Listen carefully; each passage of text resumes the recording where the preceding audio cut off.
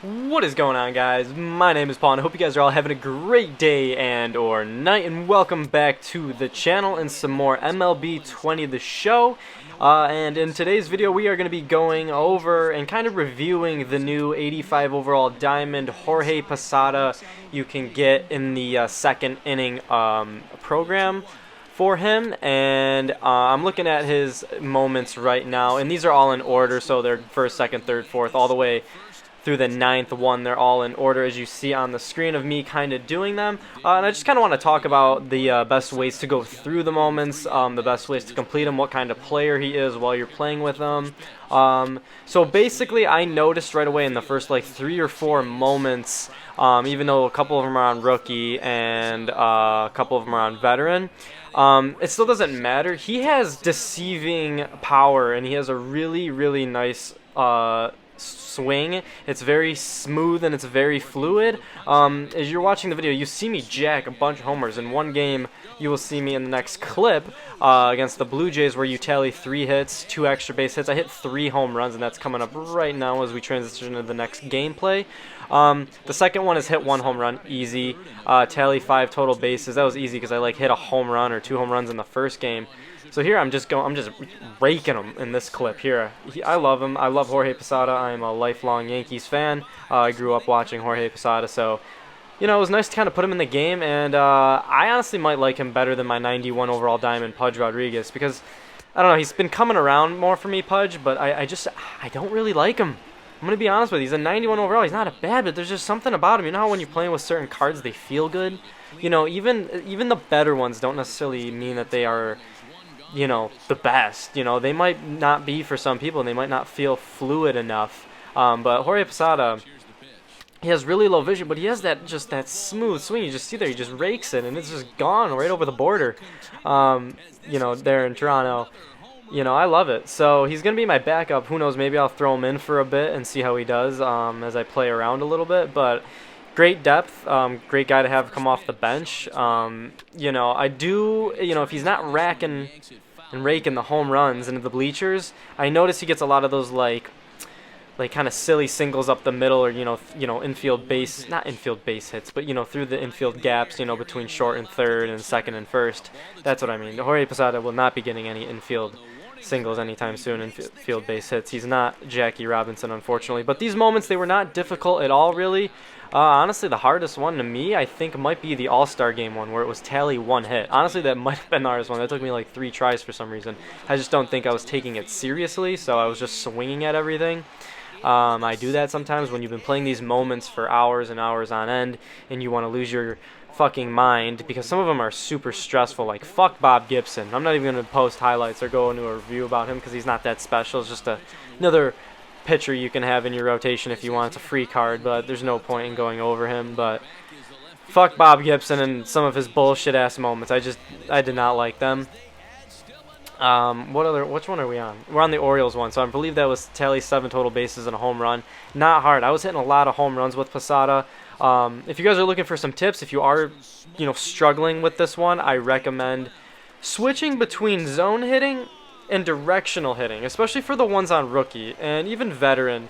I wouldn't necessarily put it past you, for you to consider thinking to switching it over to directional, because on veteran and rookie, they throw you a lot of meaty fastballs more. They're not throwing so much junk at you. So if you sit back and really just kind of aim, the stick up, whatever side Posada is batting on, left or right, just aim up, and just pull a fly ball that way.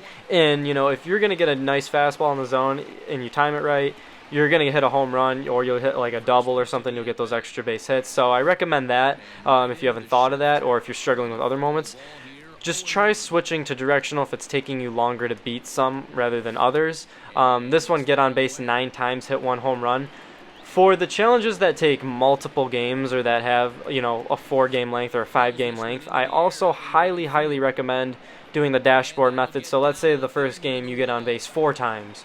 In the next game you're going through it and you don't get on base any times. Just dashboard before that one ends. It'll save your progress from the first game, and you still have 3 games remaining. If you don't know what dashboarding is, you just hit the PS button, close the application, and restart it, and that'll do that for you. You're going to have multiple game ones for about 4 of the challenges as I'm looking at right now. So you can take opportunity of that, and I did too. It's not cheesy. It is what it is. It helps you beat the challenges. Some of these are just really easy. It shouldn't take you too long to get through this one. I think it took me longer to get through the Bob Gibson one than anything. But really, there's not much you need to do with this one other than just have fun with Posada. I think you'll like using him if you haven't already, or if you're just looking for a review, debating if you want to do this moment or get this player. But I like him, honestly. I don't know.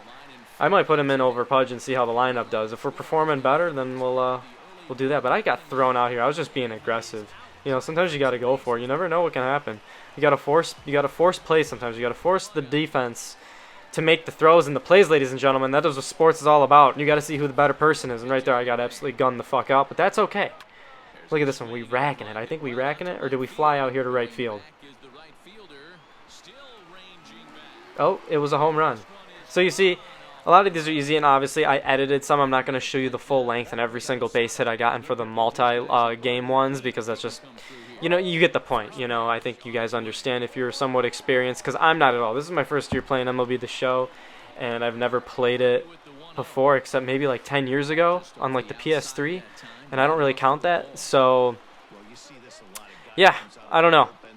Use the dashboard method to get through the multi-game ones, and it's really easy. It'll take you a few extra tries maybe, if that, but if you have one really good game and you get a lot of the progress done, you just go to the next one. You don't perform well, back out, give it another try, and it's that good. And you can see I just hit so many home runs. I feel like I hit more home runs with Posada in these moments than I have with regular hits. Like, it's pretty ridiculous, and if you're watching, paying attention, it's true. You see, and right here I am using directional, but then I like switch off of it last second. I don't know why, but you can see. But through the video, you probably saw me switching between zone and directional. I just think sometimes it fares better, and you get like better results when using directional, especially on rookie, because they just throw you some meaty fastballs.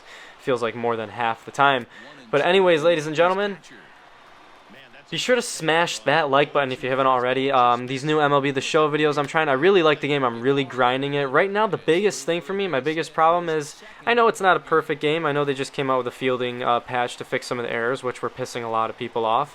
But the content is great. I don't know where the fuck to start sometimes. I don't know what I should work on. I don't know what I should grind. There's just so much I want to get all at once, and it's very tough.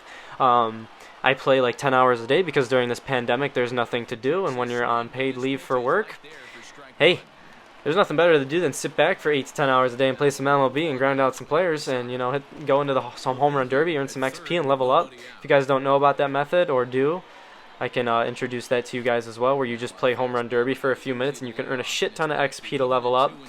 So when I'm bored and don't really want to take the game too serious, that's what I do for like 20 minutes and just do that. But anyways, guys, I hope you enjoyed the video. I will see you guys in some more MLB 20 The Show videos. You guys stay safe, and you have a wonderful fucking night. I'm out. Peace.